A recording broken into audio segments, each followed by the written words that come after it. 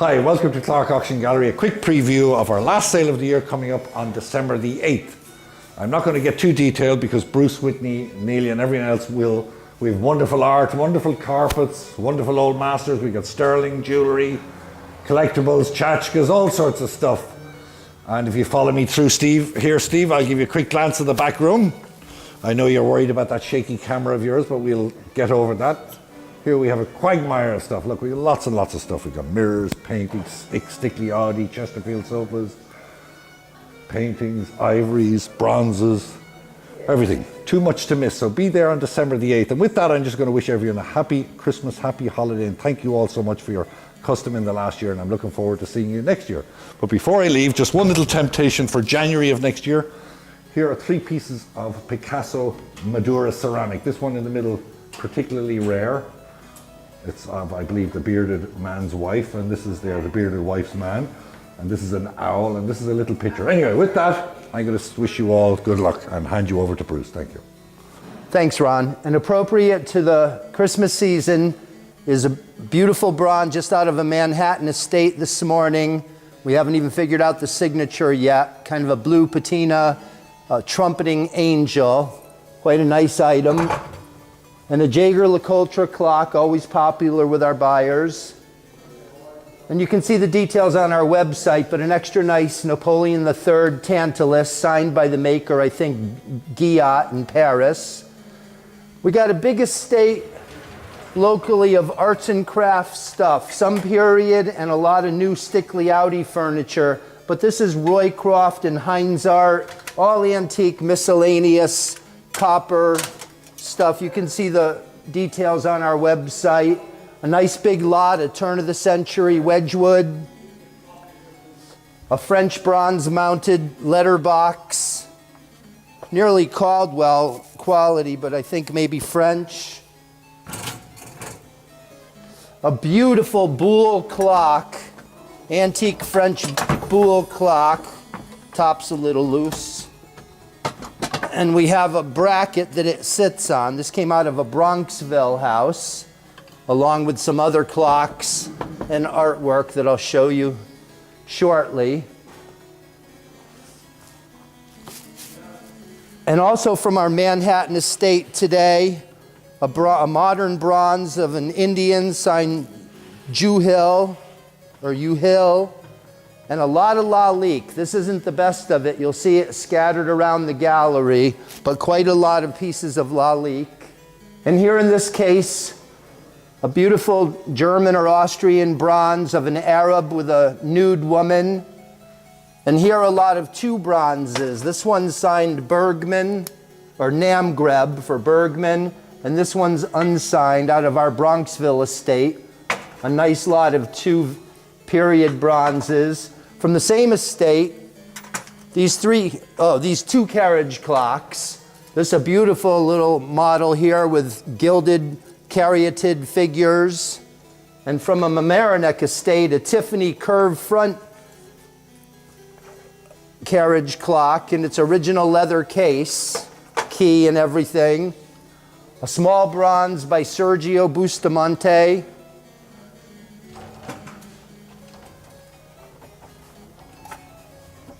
A beautifully painted Hutchenreuter porcelain plaque, artist signed.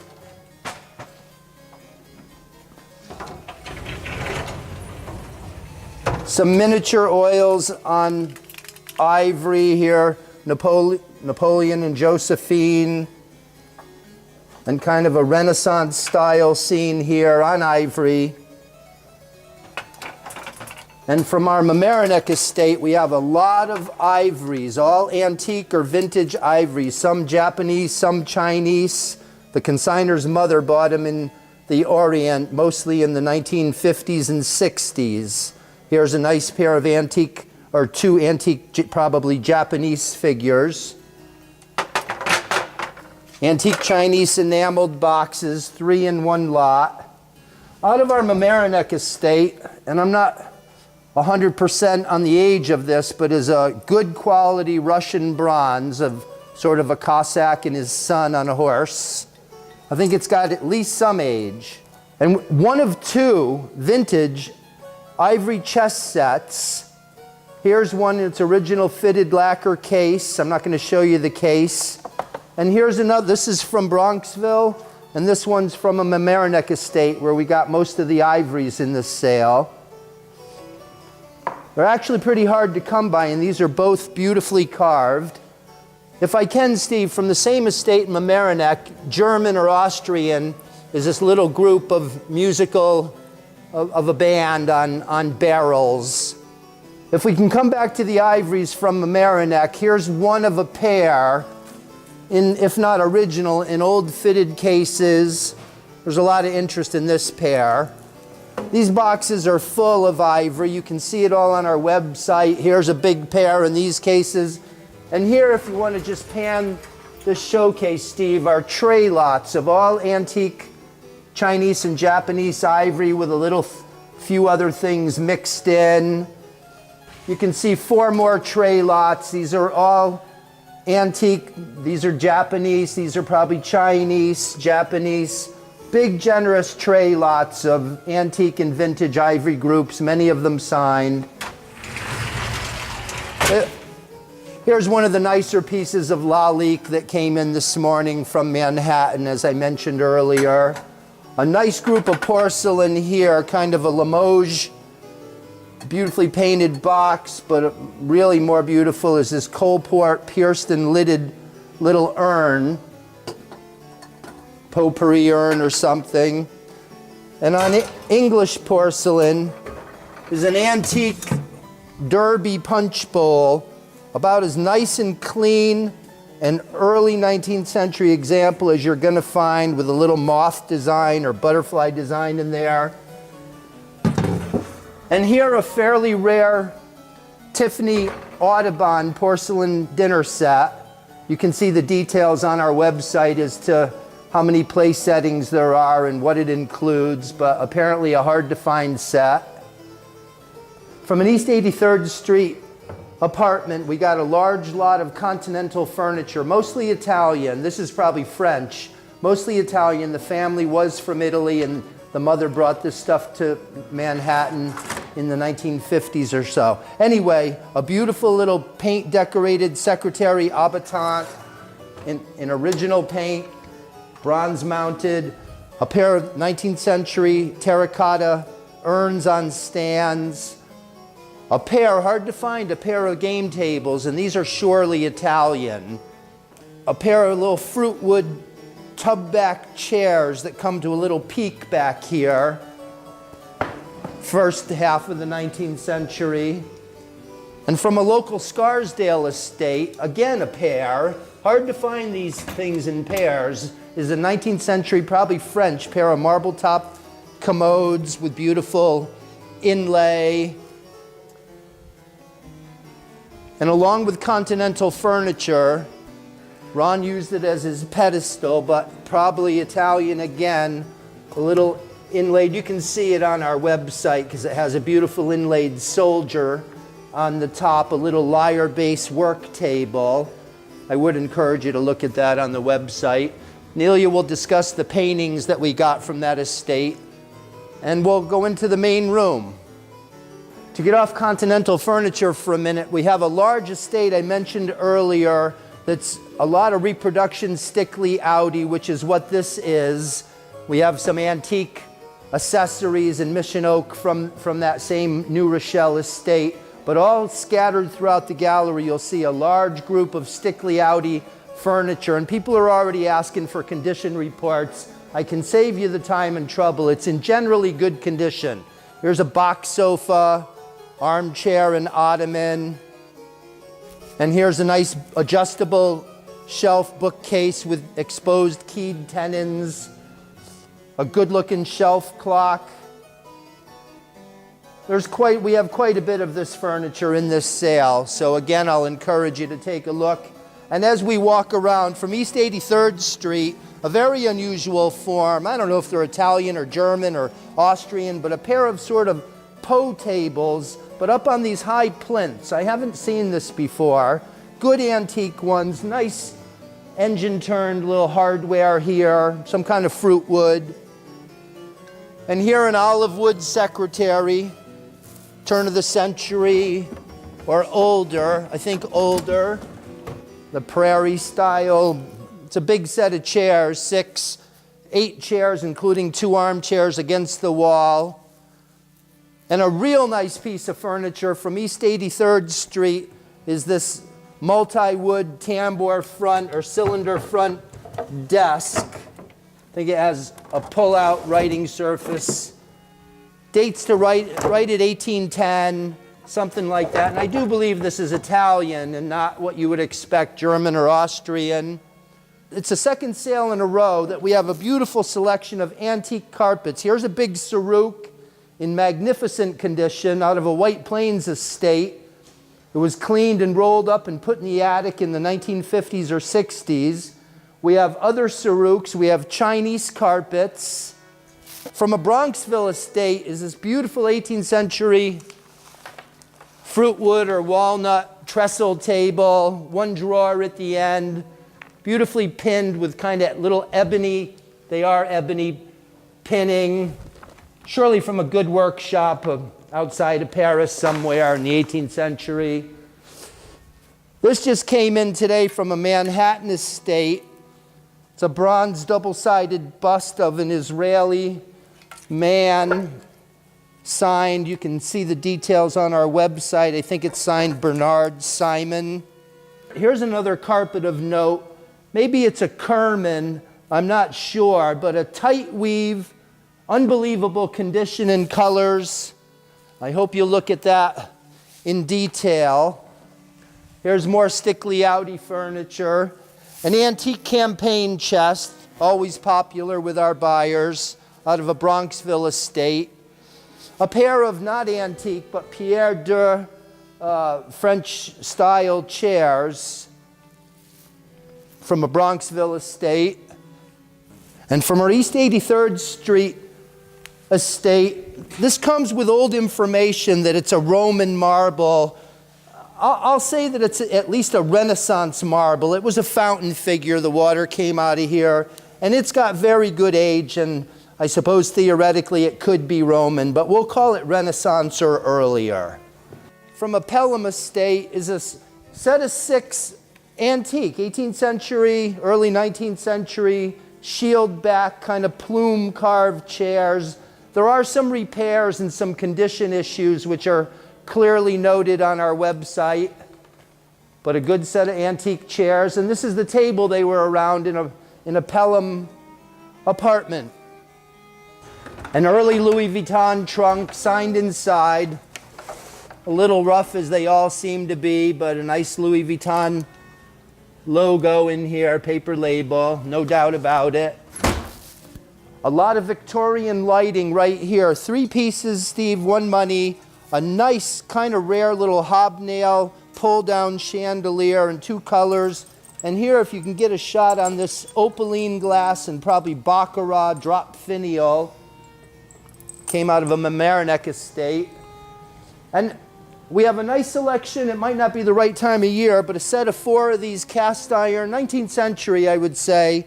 Generally, they're attributed to Robert Wood in Philadelphia, but just kind of neoclassical shaped armchair, set of 4. Look at the condition of this server, Hickory, North Carolina. That about wraps it up for me, Steve. I'm going to turn it over to Nelia, and we hope you have happy and safe holidays. Thank you, Bruce. We're going to kick off this sale with a large collection of works by Victor Coleman Anderson. We have over 150 paintings that come to us from the estate of the residuary heir of Joan Howe. Joan Howe was actually Victor Coleman Anderson's daughter. We have over 70 paintings, along with a large number of charcoals, pastels, watercolor, and pencil illustrations.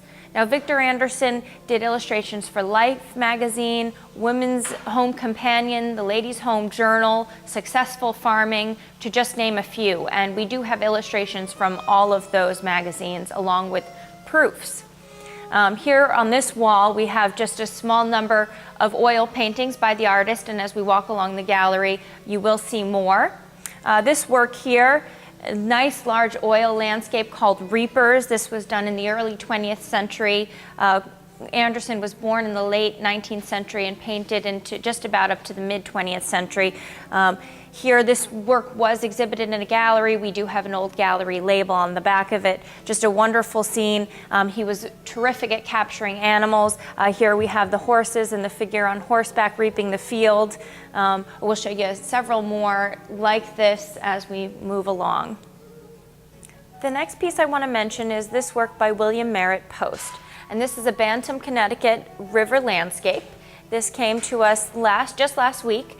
And just above, we have a work by another illustrator. Now this is much later. This is done in 1965 by Virgil Findlay, who's known for his sort of sci-fi illustrations. Here we have a more fine art piece. This is possibly a charcoal and oil mixed media piece on board, illustration board. It is signed and dated, and it's called The Prophet Judged. Now I'm going to take it back about 50 or maybe even 100 years. This is a portrait here by a female British artist working in the late 19th century and a bit into the 20th century, Abby Alston. We've got a beauty here with red hair. This has a nice layer of dirt and grime, but it's done in the manner of Jean-Jacques Henner.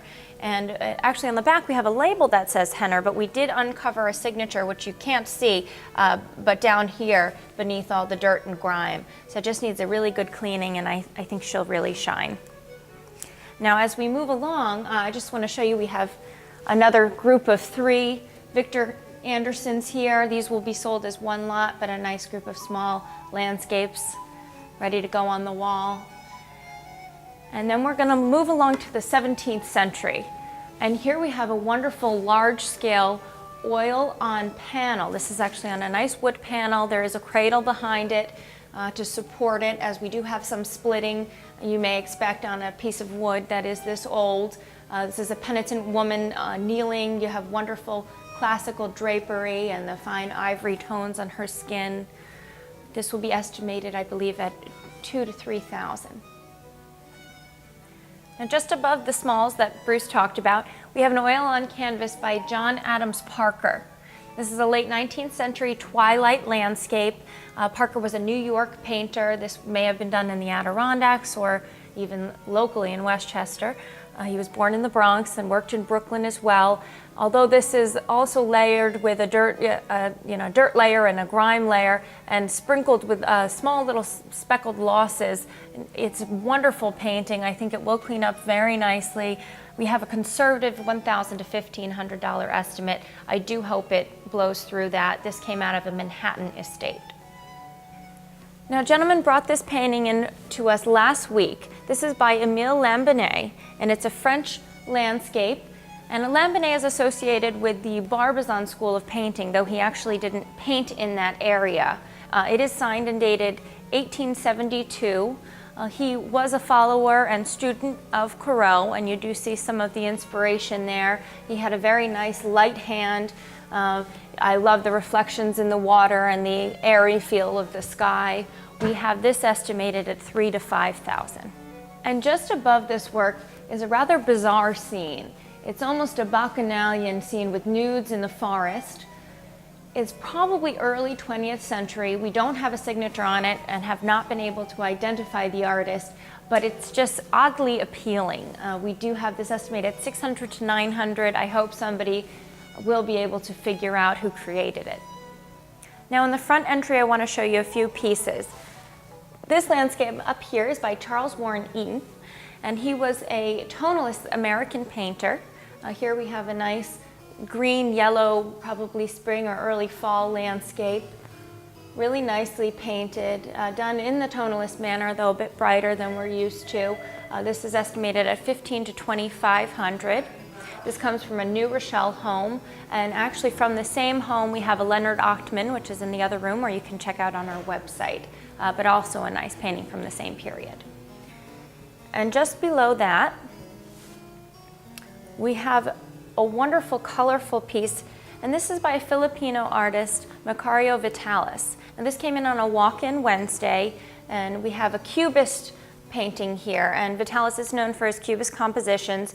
This one, though, is quite sweet. We have a mother and child here. You can make out some of the facial features, hidden in, tucked in some of these rather rigid angles, but really well executed. It is signed in the lower left below some pigment and dated 1951, both on the canvas and on the back of the canvas. And sitting here in front of that is a small Jean-Jacques henner. So this little henner is done on an oil on board. You can see some of the panel is coming through, the wooden panel, which is not unusual. And this is actually accompanied by a certificate of authenticity. It will be or it has been included, excuse me, in the catalog raisonné. And this phenomenon of the wood coming through in this very light brushwork is described in the letter. And this we have at a conservative $1,000 to $1,500 estimate. We have so many Victor Andersons, but this is one of my favorite, one of several favorites. But here we have the High Diver. So we've got a wonderful image of a woman with her arms outstretched, a bright blue sky. This is signed and dated on the back and titled, but dated 1932. Not sure if this was an illustration for a magazine or an independent work that Anderson did, but it's beautifully done. And just behind this little oil on board, we have an oil on canvas, and this is a 19th century portrait of most likely a German girl. It is signed Hoffman and dated 1854, and while we have not ID'd the Hoffman, it's really wonderfully painted and fits with many of the other 19th century portraits, European portraits we have in this sale. From a White Plains home comes this small little oil. This is by James O'Connor, and an Irish painter and an Irish landscape, in homage to our Irish gallery owner here. But this was actually done in the late 17th century, possibly very early 18th century. And it has been lined, and very, very small repairs have been done to it, but it's in otherwise very good condition. We're excited to have this piece here. I've already shown you one old master painting that we have in this sale. We have several others. We're very excited about this pair. So this is one of two Capricci paintings, Italian architectural landscapes. Here we have several females in a beautiful landscape playing some kind of Italian game, an antique Italian game. Haven't been able to identify it yet. And then we have a partner painting to it just over here, in which we have the male counterparts playing another game, possibly bocce, in a similar landscape setting. What's exciting about these paintings, in addition to their beauty and their age, certainly very old, is that they come from the estate of Harry Crosby. Harry Crosby was a bon vivant, a lover of art, literature, and actually an expatriate and Bostonian heir. He had these paintings in his collection, and they were purchased from the estate sale that was done in the 1960s in Boston, have been owned by a single owner until now, and they are brought here to our gallery with that provenance. They're estimated at $6,000 to $9,000. I hope you'll come into the gallery and look at the website to see the other Victor Anderson paintings, but I want to show you a quick two before I end. This here is called Fisherwoman, and this is inscribed on the back of the canvas, a really nice piece of a woman sitting on a rock. And just on the other side here, we have a piece called The Last Veteran, and I just love the light and the colors in this piece. It's kind of sad and you know, got an eerie tone to it, but it's really beautifully painted. And last but certainly not least, up above my head here is an oil on canvas that's actually been laid on board by Frank Weston Benson. And this is a portrait of his daughter, Eleanor. And Eleanor is easily identified by her red hair and upturned nose. And this is very faintly signed in the upper left corner. We did find it when we brought it out into the daylight, and I just love her pose. She's sitting there almost stoically with her hands on the straps of her dress. There's beautiful use of color and light. Benson, known as one of the founders of American Impressionism, also known for his hunting scenes. So we're very excited to have this piece. As I've mentioned over and over again, there are so many works of art for you to come in and preview. We hope you have a happy holiday, and we'll throw it over to Keen, who'll show you the mid-century. Thank you. Okay, thanks, Nelia. I'll show you just a few of the select pieces that we have coming out for the mid-century. I'll start right here with this nice round Herman Miller table, great star base, very clean, very nice look to this. And around that table, 4 unmarked, very lightweight, but very well constructed, possibly Swedish or Danish mid-century chairs. A very exciting piece on top of that is this cityscape painted ceramic lamp, nice mid-century lamp from Battassi for Raymore, a very famed lighting company in the mid-century market, an Italian designer, very nice look, great complement accessory to any mid-century design scheme. I'll move over here to my favorite set of 8 chairs in the mid-century selection. These are the Domus chairs by Ilmari Tapiovaara. They are designed for the Domus Academia in Helsinki in 1947, shipped over to the United States and licensed by Knoll in 1951. These all are pretty remarkable because they have the inspection stamp on the bottom of them, dating them to January 5th, 1953. And what's interesting is one of these chairs does have the original Ilmari Tapiovaara design stamp on the bottom. You can see here, this is an inspection date, 1953 there. Great provenance to these chairs. And what's remarkable and what's very cool about these chairs is they were designed to be not only good looking, but functional as well and used for the school. Great stacking design, you can stack all of them. Simple, yet elegant, great mid-century design, as I said. I'll move right here to this John Stewart sideboard. Was originally either blonde wood or maybe walnut, but it has been refinished and re-lacquered in a nice white lacquer. Very clean, very modern look to it. You can see here the original wood on the interior. They kept that once it was refinished. Great brass pulls, John Stewart label on the interior of the drawer. Very nice look as well. No condition issues, very well constructed. And we have several other pieces of lighting and seating. Here's a nice chrome standing lamp. A lot of chrome table lamps, nice globe design together on this lot with a chrome and brass occasional table. And I'll finish off right here, Steve, with this 3-panel segmented Knoll coffee table, nice elongated coffee table, great look to the wood on top. It does have a little bit of staining from the age, but it has a nice age to it. Great T-angled legs, great weight, and it does have the Knoll Associates label to the bottom, dating it pretty early. So if you want to see the rest of the mid-century and the extent of the catalog, please visit the website. But right now, I'll shoot you over to Whitney for the silver and jewelry. Thank you. Thank you, Keenan. I'm going to be showing you a selection of jewelry and sterling in our upcoming sale. Starting with a beautiful pair of platinum and diamond earrings. These are quite heavy, weighing in at 7.8 pennyweights. Next we have a platinum, opal, and diamond ring, really quite beautiful. And these are all from the same estate. Okay, and next we have this quartz diamond and rose gold, 14 karat rose gold earrings. Really beautiful pair of earrings there, great looking. And one of my favorite pieces in this auction is a 14 karat yellow gold turquoise and sapphire ring. And lastly for our jewelry is this 18 karat diamond brooch of a lion rampant. And now we'll move on to the sterling. Just in today from a Long Island estate is this grouping of Judaica and a group of David Anderson flatware. And moving on to a set of 12 Gorham reticulated edge bread plates, quite heavy and approximately 38 troy ounces. From the same estate as the Gorham plates is this Tiffany basket with a nice reticulated edge and etched floral design. And here we have a 4-piece Continental 900 silver tea set. Great looking set. The handle on this piece is broken, but it is present, so it can be easily fixed. And last but not least for our sale is this very interesting piece of Judaica.